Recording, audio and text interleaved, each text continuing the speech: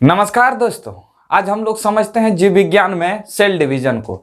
आखिर cell division हमारे शरीर में क्यों होता है? अगर सेल डिवीजन नहीं होता तो क्या होता है? समझ रहे हैं कि महात्मा गांधी नहीं होता तो राष्ट्रीय आंदोलन कैसे होता है? तो उसी तरह हम लोग समझेंगे कि सेल डिवीजन नहीं होता तो क्या होता है। तो सबसे पहले सेल डिवीजन किसे कहते हैं? एक ही कोशिका टूटकर दो या दो से अधिक कोशिकाओं का निर्माण करना, उसी को क्या बोलते हैं? सेल डिवीजन कहते हैं। सेल डिवीजन में क्या होता है कि पुरानी जो कोशिका जो होती है, जो पुरानी कोशिका होती है, वो नए कोशिका का निर्माण करती है।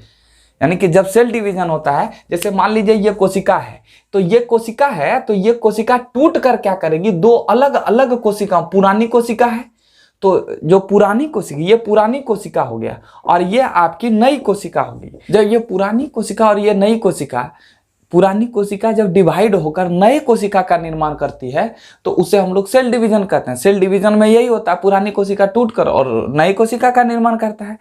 सेल डिवीजन को पहले जर्मन वैज्ञानिक विर्चॉफ ने देखा था। जर्मन या विर्चॉफ नहीं, विर्चाउ ने देखा था। ये जर्मन वैज्ञानिक या अमेरिकन वैज्ञानिक, हम थोड़ा कंफ्यूज कर रहे हैं।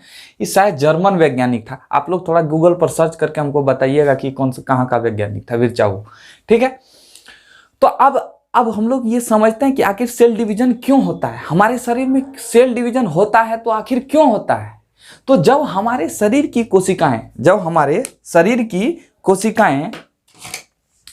कोशिकाएं घटनाग्रस्त हो जाती है, या नहीं तो पुरानी हो जाती है या मृत हो जाती है।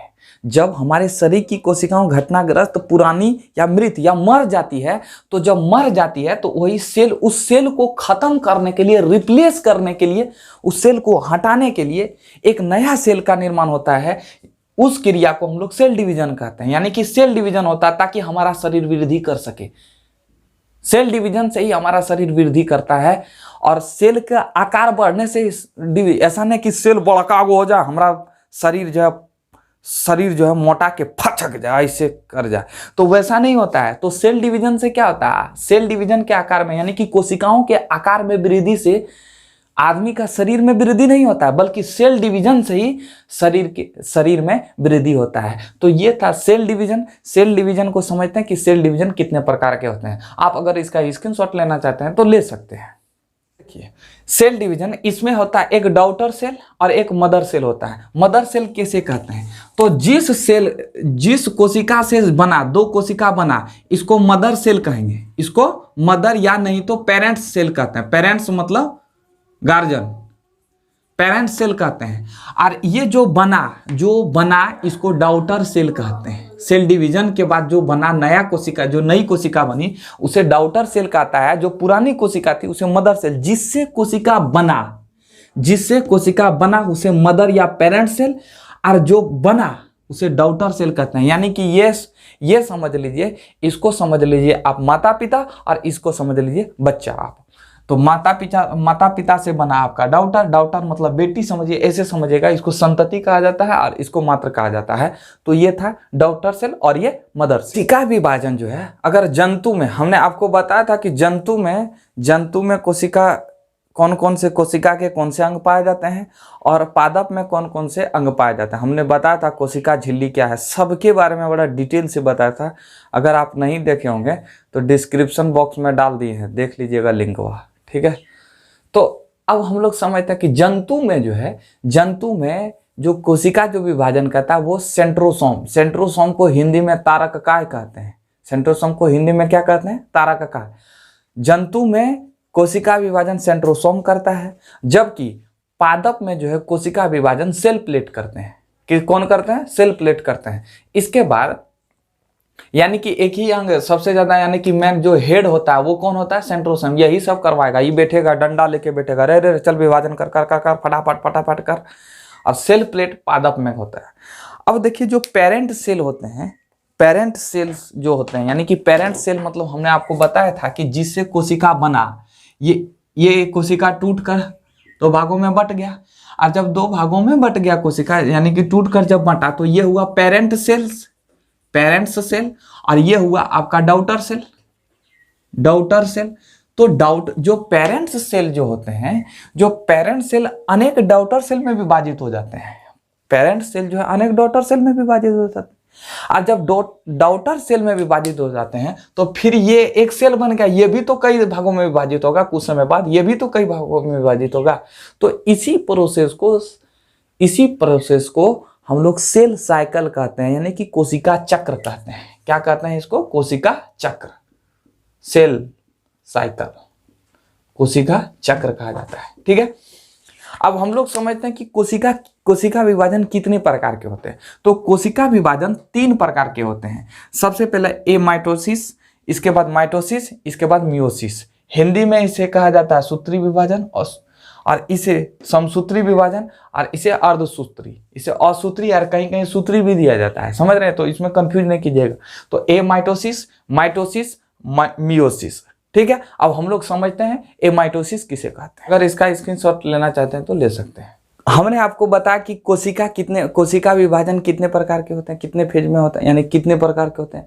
तो सबसे पहले उसमें हमने बताया था एमाइटोसिस, यानी कि असूत्री विभाजन। आखिर असूत्री विभाजन किसे कहते हैं? देखिए, असूत्री विभाजन जो होता है वो प्रोकैरियोटिक जीवों में होता है। प्रोकैरियोटिक मैंने बताया था, प्रोकैरियोटिक और यूकैरियोटिक में अंतर। प्रोकैरियोटिक जीव वैसे कहते हैं जो अविकसित होते हैं, मतलब अविकसित, उसमें केंद्रक सिर्फ रहता है, इसके बाद बहुत कुछ चीज नहीं रहता है। हमने आपको बढ़िया तरह से बताया था। प्रोकैरियोटिक इस प्रकार में क्या होता है, एमाइटोसिस विभाजन में क्या होता है कि इस प्रकार के विभाजन में मदर सेल का आकार बड़ा होने लगता है। जो मदर सेल जो होता है, यानी कि ये आपका मदर सेल है। मदर सेल में आपको बताया था कि ये मदर सेल है। मदर सेल का आकार बड़ा होने लगता है और धीरे धीरे क्या होता है, बीच में धंस जाता है। और जब धंस जाता है तो केंद्रक क्या हो जाता है, इसे केंद्रक कैसे होता है, सूत जाता है। और जब सूत हो जाता है तो केंद्रक जो है ई जो है बीचा वाला इधर लेदरिया के ले जाता है। और जब लेदरिया के ले जाता है तो इस तरह का 2 कोशिका का निर्माण करता है।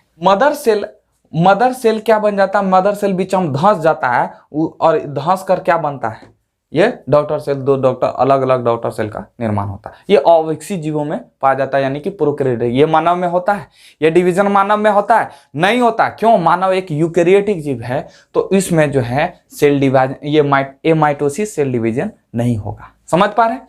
जैसे इसको ऐसे समझिए, एक बैलून है, ठीक है, ये बैलूनमा है, ये मान लीजिए ये बैलूनमा है, ये कोशिका है, ये मदर सेल है। ये कौन सेल है? मदर सेल है। ये जो है यहां से यहां तक मान लीजिए ये है। अब देखिए एक यहाँ केंद्रक धीरे धीरे क्या हो रहा है, विस्तार हो रहा है, यानी कि लचक जा रहा है, सूत गया। और जब केंद्रक सूत गया तो अब धीरे धीरे बीचवा में क्या हो जाएगा, बीचवा में हो जाएगा ऐसे। देखिए ये हो गया कि नहीं। अब देखिए एक केंद्रक जो है कहाँ चला आया, एक केंद्रक इसमें, एक केंद्रक इसमें आया कि नहीं। अब ये बन गया, धीरे धीरे ये टूट जाएगा।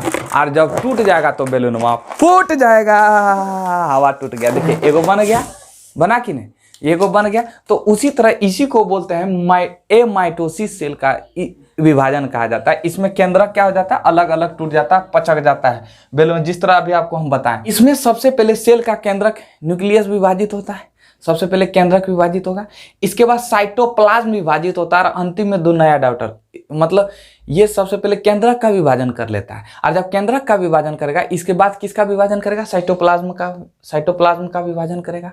और जब साइटोप्लाज्म का विभाजन करेगा तो इसके बाद ये जो है साइटोप्लाज्म का विभाजन करके ये 2 नए डॉटर सेल का निर्माण करेगा। तो ये किस में पाया जाता है, अविकसित जीवों में पाया जाता है। जैसे बैक्टीरिया हुआ, ब्लू ग्रीन एल्गी हुआ, यीस्ट हुआ, अमीबा हुआ, सूक्ष्म जीव, छोटे छोटे जीव हुआ, अविकसित जीवों में होता है। ये यानी कि ये प्रोकैरियोटिक जीवों में होता है। समझ रहे हैं, ये मानव में नहीं होता। अगर आप इसका स्क्रीनशॉट लेना चाहते हैं तो ले सकते हैं। तो ये था आपका एमाइटोसिस। इसके बाद हम लोग माइटोसिस को समझते हैं। आज जो है माइटोसिस नहीं हो पाएगा, क्योंकि आपसे हम क्षमा मांगते हैं, क्योंकि आज लाइट नहीं है, इसलिए जो है आज कल जो है आपको माइटोसिस बता देंगे और अगला वीडियो में हम लोग माइटोसिस को समझ लेंगे। तो मिलते हैं नेक्स्ट वीडियो में, तब तक खुश रहिए, मस्त रहिए। जय हिंद।